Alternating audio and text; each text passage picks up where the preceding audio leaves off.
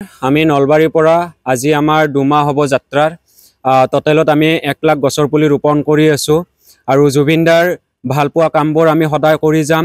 জীয়াই আছোঁ যদি আমি প্ৰকৃতিৰ বাবে জীয়াই আছোঁ, গতিকে আমিও প্ৰকৃতিক জীয়াই ৰাখিব লাগিব আৰু সেই উদ্দেশ্যতে আমি 1 লাখ গছৰ পুলি ৰোপণ কৰি আছোঁ। আৰু হয়তো কোনোবা ভাবিব পাৰে যে জুবিনদা নোহোৱাৰ পৰা তোমালোকে গছপুলি ৰোপণ কৰিছা। আমি কেদাৰনাথলৈকে চাইকেল চলাই গৈছিলোঁ আৰু তেতিয়াও আমি কৈছিলোঁ, যেতিয়া বিহাৰত আমি বহুত বেছি অজস্ৰ গৰম পাইছিলোঁ আৰু গৰম পোৱাতে আমি কৈছিলোঁ যে ভাই, লগত আছিলে মহাদেৱ, আমাৰ অসমখন বিহাৰৰ দৰে হ'ব দিব কেতিয়াও নোৱাৰা, কাৰণ বহুত গৰম বিহাৰত।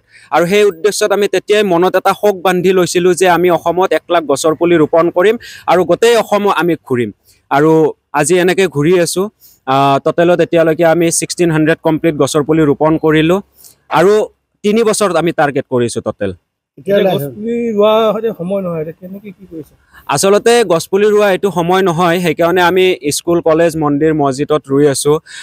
য'ত নেকি স্কুল এখনত গ'লোঁ, তাত 2য়, 3য় শ্ৰেণী ল'ৰা ছোৱালীখিনি আনি আমি গছপুলি তেখেতসকলৰ হাতেৰে ৰুওঁ আৰু এইটো কওঁ যে গছ ৰুলেই নহ'ব, তোমালোকে এই গছপুলিটোক এতিয়া দায়িত্ব ল'ব লাগিব। যদি তোমালোকে গছপুলিটো বচাই ৰাখিব পাৰিছা, তেন্তে তোমালোকলৈ এটা বিগ উপহাৰ লৈ আহিম। আৰু যদি তোমালোকে গছপুলিটো বচাই ৰাখিব পৰা নাই, তেন্তে তোমালোকৰ পকেটৰ পইচাৰে আনি আকৌ গছপুলি ৰোপণ কৰিব লাগিব। জুবিনদাৰ ন্যায়ৰ বাবে যুঁজি আছোঁ আৰু যুঁজিম। আমি ভাগৰা নাই, আমি নাভাগৰোঁ। তেতিয়ালৈকে যুঁজিম যেতিয়ালৈকে আমাৰ জুবিনদাৰ ন্যায় নাপাওঁ। আৰু এইটো ফুটবল নহয় যে ফুটবল খেলি আছে।